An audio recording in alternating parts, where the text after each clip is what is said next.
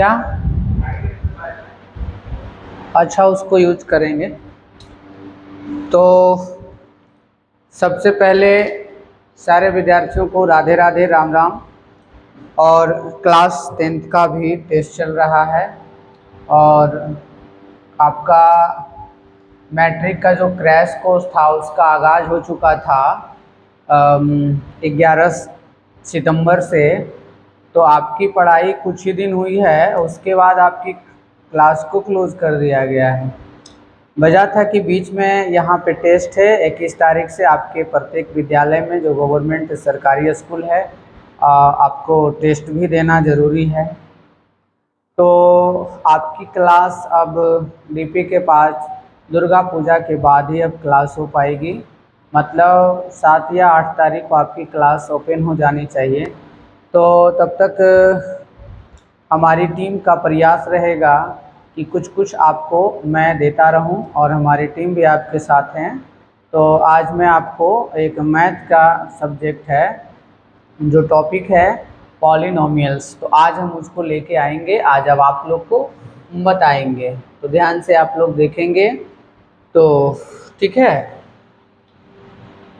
तो आज देखिए, बहुपद आप लोग पढ़े होंगे, ठीक है ना। पॉलिनोमियल्स इंग्लिश में इसको हम लोग बोलते हैं क्या चीज़?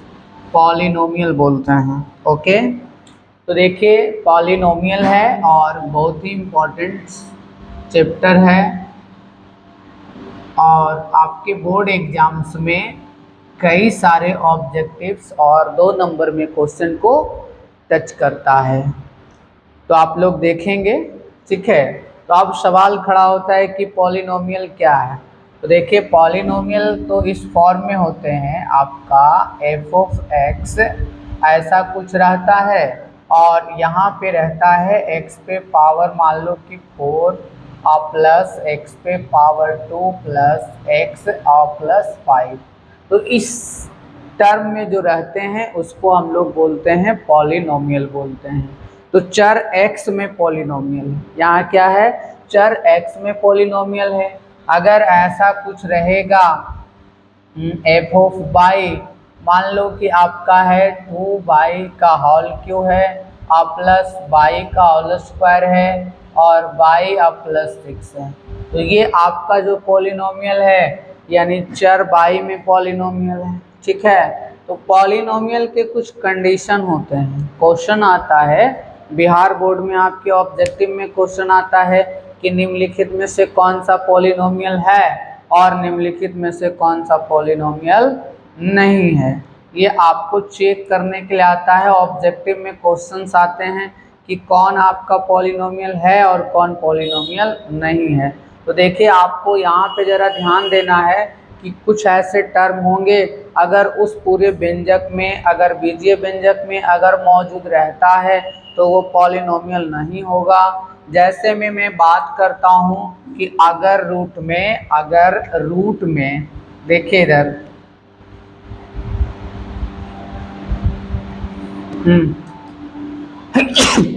देखिए यहाँ पे अगर रूट में आपका चर होना चाहिए, चर मान लिया एक्स वाई जेड समथिंग कुछ भी है, चर हो तो आपका पॉलिनोमियल नहीं होगा। कहीं भी अगर आपका रूट में जिसका स्क्वायर रूट नहीं, वर्गमूल नहीं होगा, तो वो आपका जो रूट में रहेगा वो रहने के बाद आपका पॉलिनोमियल नहीं होगा।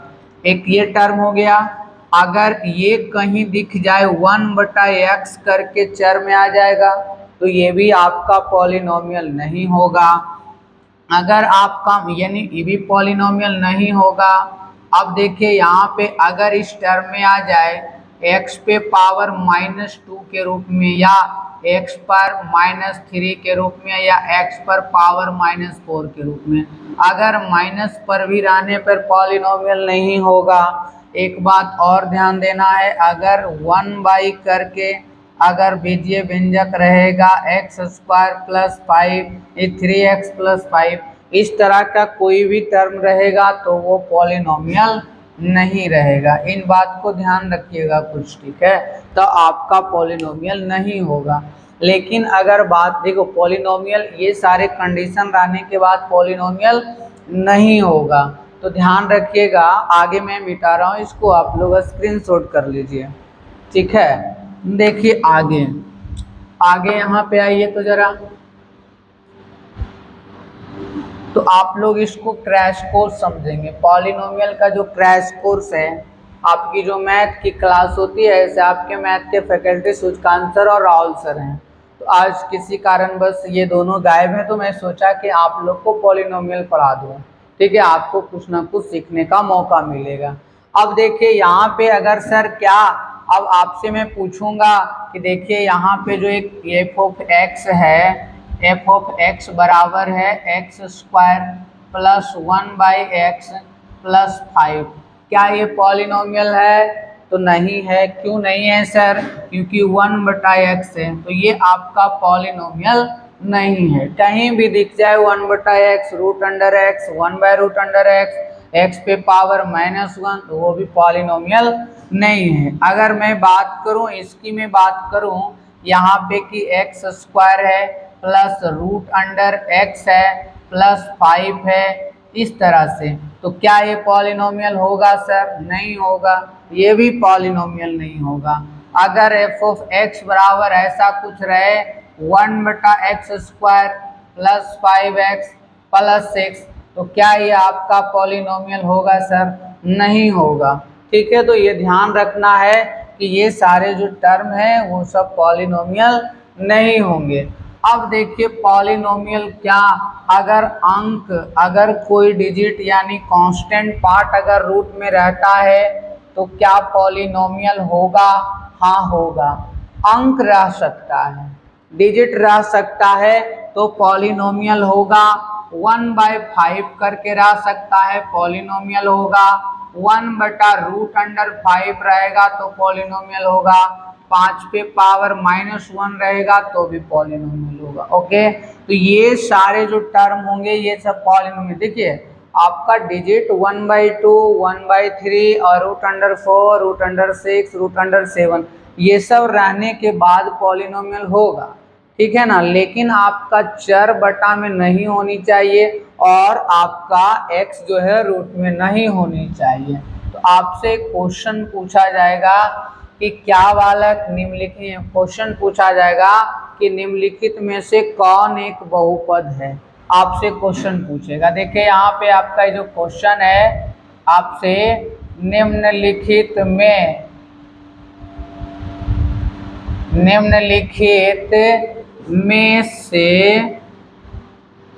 से कौन बहुपद है, निम्नलिखित में से कौन बहुपद है।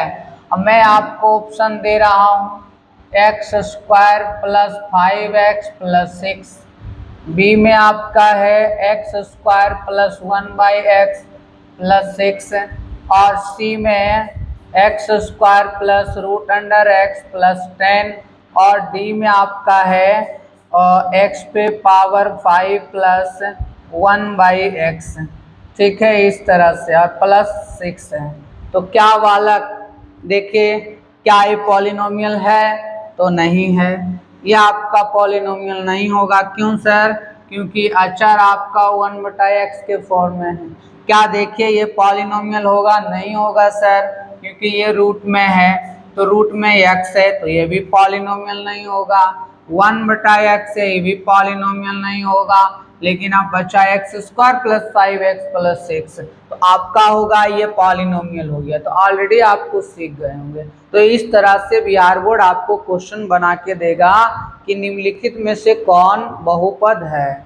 ओके, अब देखिए आपको इसी में से क्वेश्चन पूछ देगा कि निम्नलिखित में से कौन बहुपद नहीं है। तो आप लोग जरा ध्यान दीजिएगा, ये दो क्वेश्चन बहुत इंपॉर्टेंट है, TTI है, बहुत ही तगड़ा सवाल है ये बालक, बहुत ही तगड़ा TTI है, बिहार बोर्ड इसको टच करती है, जरा इन बात को ध्यान रखेंगे। तो बहुत अच्छा क्वेश्चन है कि निम्नलिखित में से कौन बहुपद नहीं होगा। तो क्या 1/x बहुपद होगा सर? नहीं होगा।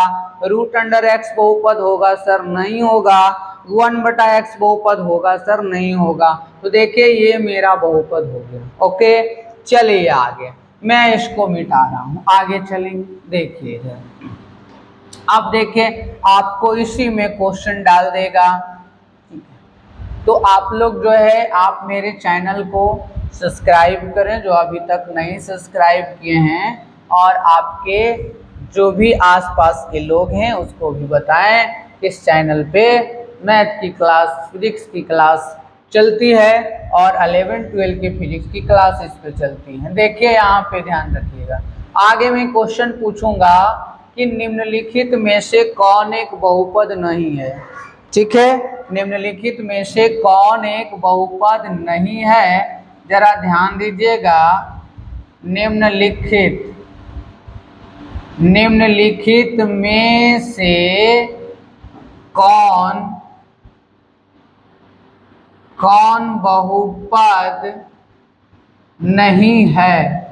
निम्नलिखित में से कौन बहुपद नहीं है? ऑप्शन नंबर 1 है आपका हो जाएगा x² √5x + 6, और बी में आपका हो जाएगा x² + 2, और सी में आपका हो जाएगा x² 1/x, और डी में हो जाएगा x + 1/x। सॉरी, यहाँ पे मैं दे रहा हूँ x +3 ये दिया हुआ।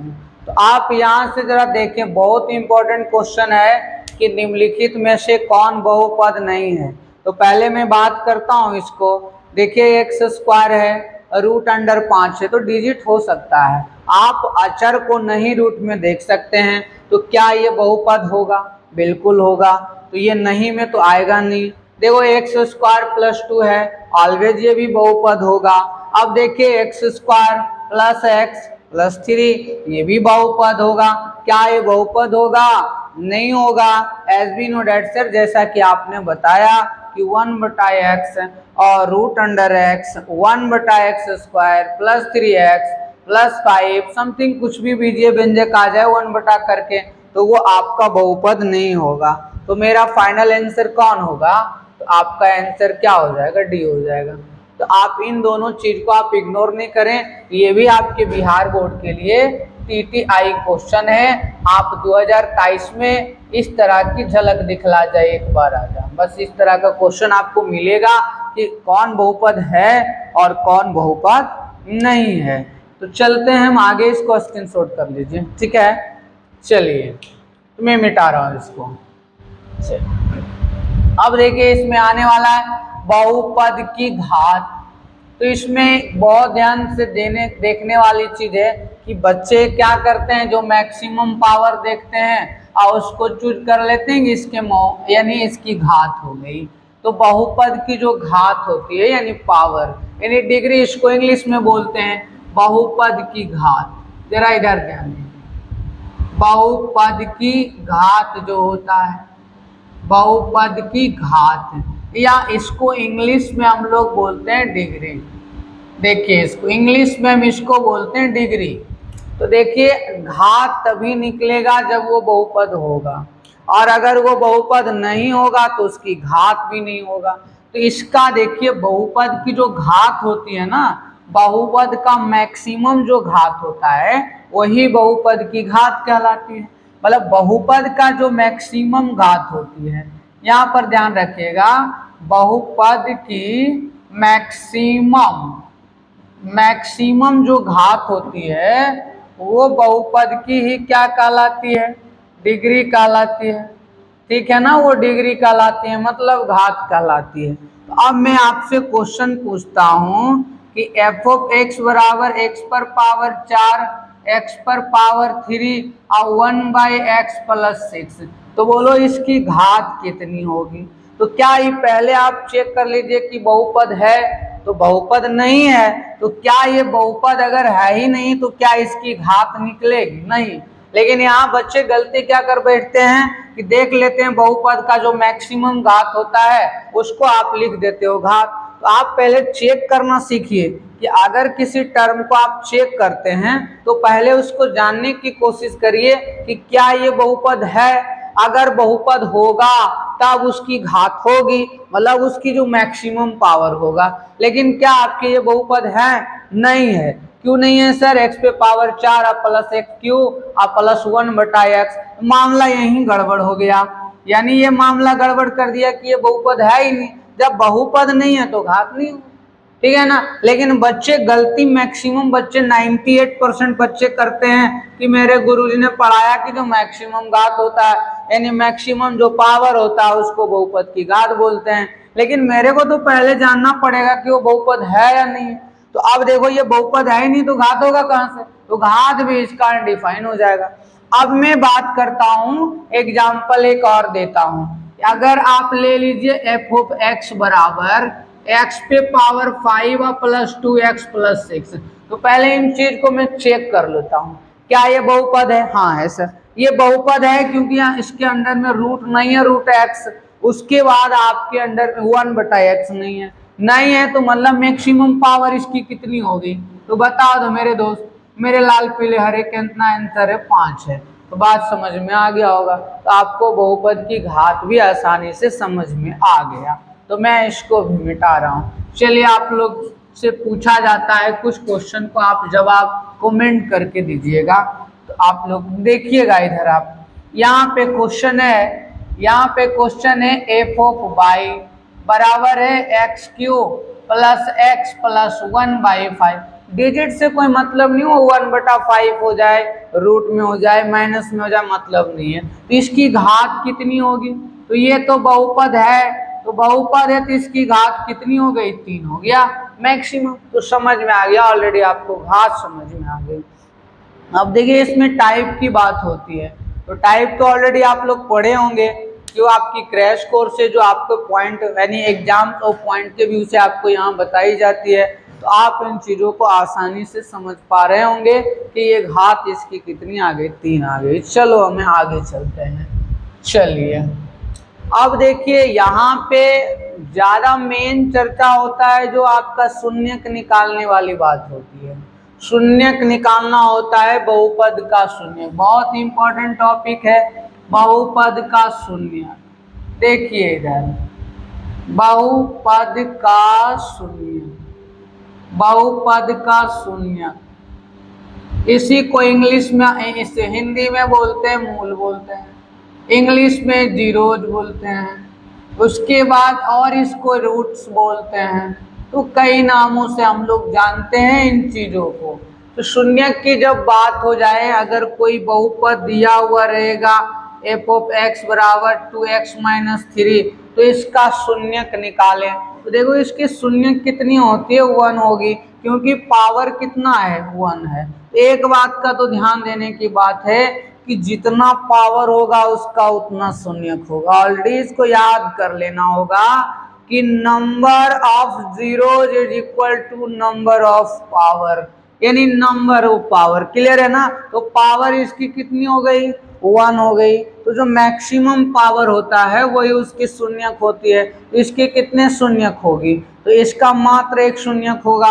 अगर शून्य की बात आए तो मोटा मोटी शब्दों में अगर कहा जाए मेरे लाल पीले हरे, तो F of X equal to क्या कर देंगे? 0 कर देंगे। अब मेरे दोस्त यहाँ पे 2x क्या करेंगे? 2x - 3 इक्वल टू 0 कर लेंगे।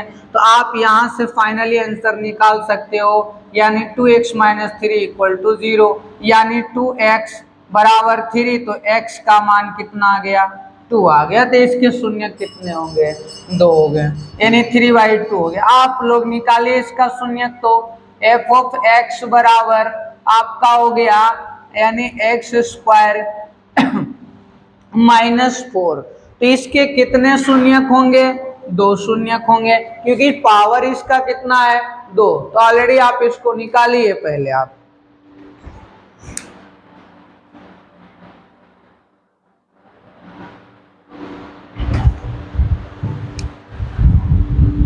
चलिए तो शून्य के यहां देख लीजिए।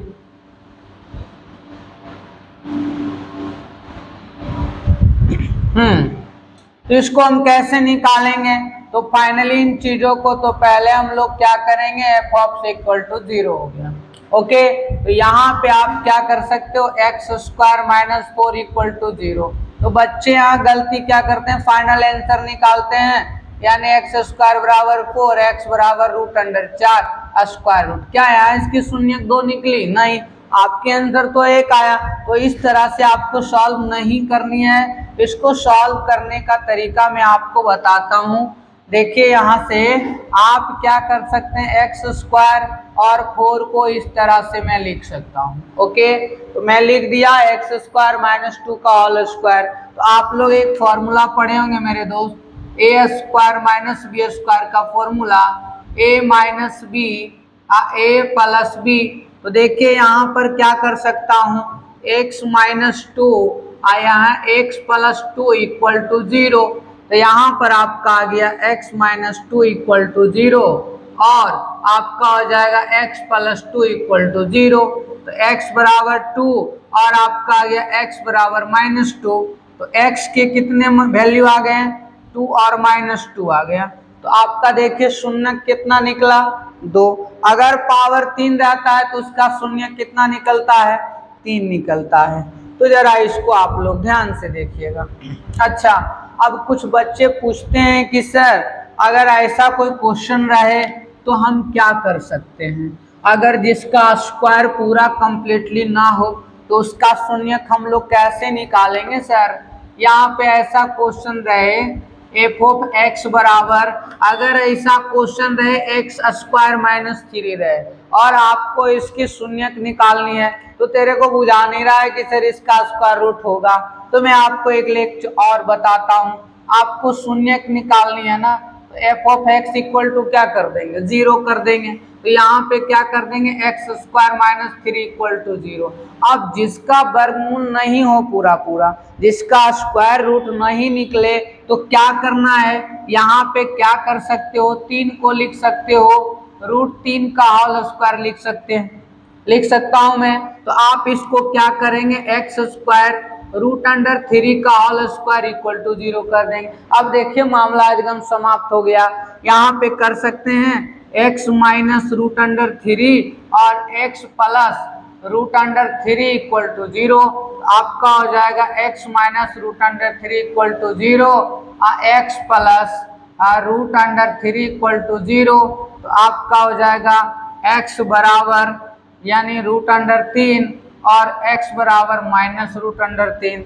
तो x का मान आ गया माइनस √3 तो प्लस √3। तो फाइनली आप लोग इसको भी निकाल लेंगे। It's okay. अब मैं बात करता हूँ, इसमें 2 रिलेशन होते हैं, बहुत इंपॉर्टेंट रिलेशन होते हैं, उसके बाद मैं आपको 2 नंबर पे और उसके ऑब्जेक्टिव पे ले चलूंगा। चलिए देखिए यहाँ पे इसमें मेन रूप से द्विघात बहुपद की होती है भूमिका। तो देखिए यहाँ पे जो द्विघात बहुपद होता है X square plus B X plus C और उसके बाद ए नॉट इक्वल टू 0 की बात, तो इसके कितने शून्यक होते हैं, एक अल्फा होता है और एक बीटा होता है, ठीक है ना। तो अल्फा प्लस बीटा बराबर जो फॉर्मूला होता है माइनस बी बटा ए होता है और अल्फा इंटू बीटा बराबर क्या होता है, सी बटा ए होता है। लेकिन इसमें ट्रिपल स्टार होट ध्यान देने की बात होगा, यहाँ पे जरा ध्यान दीजिएगा, ठीक है, इस पे जरा ध्यान दीजिए। अगर कह दिया कि अल्फा और बीटा एक दूसरे का व्युत्क्रम है, क्वेश्चन में आ जाए, अगर आपसे पूछेगा अल्फा और बीटा एक दूसरे का व्युत्क्रम है, एक दूसरे का व्युत्क्रम है, तो कौन से कंडीशन को अप्लाई करेंगे। चलो भाई, अल्फा और बीटा एक दूसरे का व्युत्क्रम है, तो क्या मैं अल्फा बराबर लिख सकता हूँ 1 बटा बीटा, या मैं लिख सकता हूँ अल्फा इंटू बीटा बराबर 1। अब जो आपको डाटा निकालनी रहेगा आपको निकाल लेनी है। तो इस तरह से आप अपने फॉर्मूला को बनाइएगा। चलो ध्यान से इसको, अब मैं बात करता हूं, अब एक ट्रिपल स्टार होट देने की जरूरत होगी। अब यहाँ पे जरा ध्यान दो, अगर कह दिया अल्फा प्लस बीटा का मान लो कुछ भी आ गया, ए आ गया, और आपको दिया हुआ रहेगा अल्फा बीटा इंटू बी दिया हुआ है, और आपको निकालनी है क्या चीज, द्विघात बहुपद। तो द्विघात बहुपद हम लोग कैसे निकालेंगे, तो द्विघात बहुपद बराबर जो फॉर्मूला होगा एक्स स्क्वायर माइनस होगा x square minus alpha plus beta into क्या एक्स, और अल्फा इंटू क्या बीटा। तो आपका एक्स स्क्वायर और अल्फा बीटा के जगह क्या हो जाएगा ए एक्स, अब प्लस यहाँ पर क्या हो जाएगा बी। तो ये आपका द्विघात बहुपद आ जाएगा। तो इस तरह के आपको बनानी है, इससे रिलेटेड आपको मैं ऑब्जेक्टिव करवाता हूँ। चलिए तो अब इस तरह से फॉर्मूले को क्वेश्चन आ जाए तो बना दीजिएगा। इसमें एक चीज और ध्यान देने वाला बात है, जो विवेचक होता है, विवेक्तर जो होता है डी बराबर होता है बी स्क्वायर माइनस 4ac अब बटा क्या होता है 2a होता है, यानी बी स्क्वायर माइनस 4ac बटा 2a। तो आप लोग इसको जरा उतारिए, मैं क्वेश्चन को देता हूं कुछ।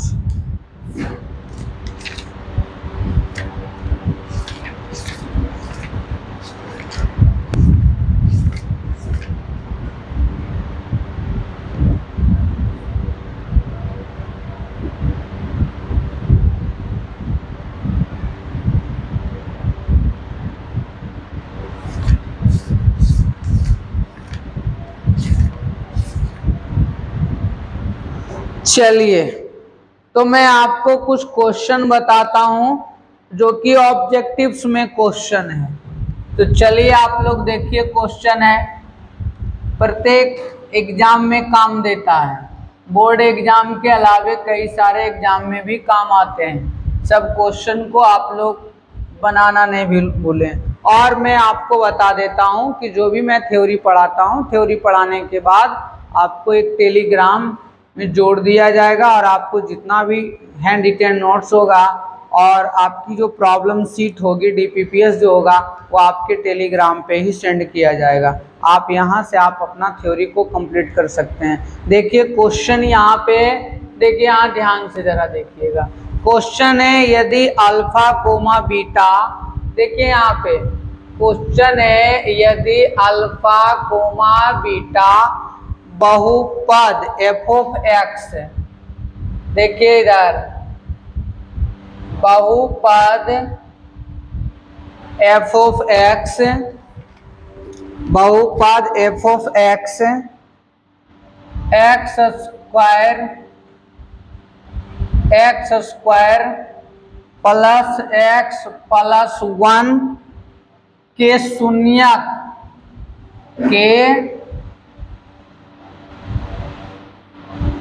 शून्यक हो तो है तो 1 बटा अल्फा प्लस 1 बटा बीटा का मान पूछ रहा है। देखिए 2 नंबर में भी आ सकता है, जरूरी नहीं कि ऑब्जेक्टिव में है। ए -1, सी में 0 और डी में आपका है नन ऑफ दिस। तो जरा इस बात को ध्यान से देखिएगा। आपको देखिए यहाँ पे अल्फा बीटा शून्यक है, तो आपको यहाँ पे इन चीज को पकड़नी है, जो क्वेश्चन पूछा वो ध्यान देनी है। तो आपको एक यहाँ पे जो सॉल्यूशन की मैं बात करता हूँ, यहाँ देखिए 1 बटा अल्फा और 1 बटा बीटा की बात हुई, तो क्या पहले मैं आप एलसीएम ले सकता हूँ अल्फा इंटू बीटा। तो देखो बीटा प्लस क्या अल्फा, और मैं आपको लिखाया है कि अल्फा प्लस बीटा बराबर होता है माइनस बी बटा ए, और अल्फा इंटू बीटा बराबर सी बटा ए। कट गया तो माइनस बी बटा सी बच गया। अब देखिए माइनस बी बटा सी आ गया, तो माइनस, अब देखिए ए और बी का मान 1 है और सी का मान भी कितना है 1, तो फाइनल आंसर आपका रिजल्ट कितना आ गया। तो देखिए आपका आंसर कितना आ गया 1 आ गया। बहुत इंपॉर्टेंट क्वेश्चन है, तो इसको आप लोग लिख लें। सेकेंड क्वेश्चन आप खुद बनाइएगा, मैं आपको लिख के दे रहा हूं। यानी एक क्वेश्चन है आपका एफ ऑफ एक्स बराबर 4x² 3x + 7। आपको निकालना है अल्फा और बीटा, इसका शून्यक है तो 1/α और 1/β का मान निकालनी है आपको, इसको फाइंड करनी है। चलो अब देखो एकदम बहुत इंपॉर्टेंट क्वेश्चन आ रहा है।